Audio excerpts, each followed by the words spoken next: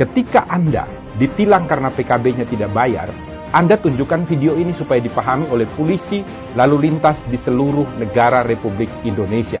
Apakah PKB yang tidak dibayarkan ketika operasi lalu lintas, STNK-nya masih hidup, ditilang polisi, bisa atau tidak? Jawabannya adalah tidak. Kalau ada polisi lalu lintas yang melakukan penilangan, maka polisi lalu lintas itu bisa dilaporkan tindak pidana pasal 333 KUHP, merampas kemerdekaan seseorang, karena tidak ada dasar hukumnya. Ancaman pidana bagi polisi itu adalah 8 tahun penjara. Ini tidak main-main loh. Nah, saya jelaskan sekarang dasar hukumnya. Pertama kita mulai dari STNK. STNK ini selalu ada 2 lembar. Yang pertama ini disebut surat tanda nomor kendaraan bermotor. Berlakunya 5 tahun. Di belakangnya ada lampiran. Lampirannya ini adalah surat ketetapan kewajiban pembayaran PKB. Ini setiap 1 tahun sekali. Harus dibayarkan syarat untuk pembayaran pajak. Yang jadi masalah adalah polisi biasanya menganggap kalau PKB-nya tidak dibayarkan berarti STNK-nya tidak berlaku. Ini adalah sebuah kekeliruan. Kenapa demikian? Dasar hukumnya begini, biasanya dipakai polisi adalah pasal 288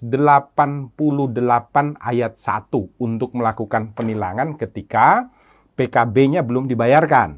Nah, 288 ayat 1 itu menyatakan setiap orang yang tidak mampu untuk menunjukkan surat tanda nomor kendaraan bermotor atau surat tanda coba kendaraan bermotor yang ditetapkan di dalam pasal 106 ayat 5 huruf A. Jadi penilangan terhadap pasal 288 ayat 1 didasarkan pada pelanggaran yang dilakukan dalam ketentuan pasal 106 ayat 5 huruf A. Bukan pasal 70.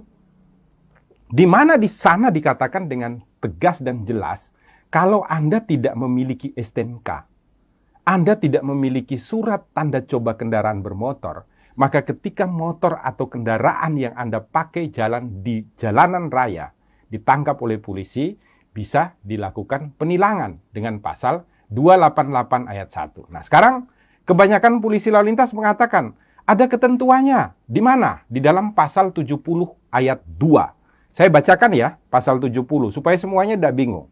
Pasal 70 ayat 2 mengatakan, surat tanda nomor kendaraan bermotor dan tanda nomor kendaraan bermotor berlaku selama 5 tahun. Garis bawahi dulu. Berlaku selama 5 tahun. Koma, yang harus dimintakan pengesahannya setiap tahun. Garis bawahi ya, yang harus dimintakan pengesahannya setiap tahun. Anda harus baca penjelasannya Pak Polisi. Nah, di dalam penjelasan daripada pasal 70, ini secara tegas dikatakan ya, ayat 2. Yang dimaksud dengan pengesahan setiap tahun adalah sebagai pengawasan tahunan terhadap registrasi dan identifikasi kendaraan bermotor, serta menumbuhkan kepatuhan wajib pajak kendaraan bermotor. Jadi maksudnya itu bukan kemudian STNK-nya tidak berlaku. Bukan. Maksudnya itu adalah untuk dilakukan registrasi dan identifikasi ulang terhadap kendaraan bermotor dan untuk membuat agar semua orang yang memiliki kendaraan bermotor itu wajib atau taat di dalam melakukan pembayaran.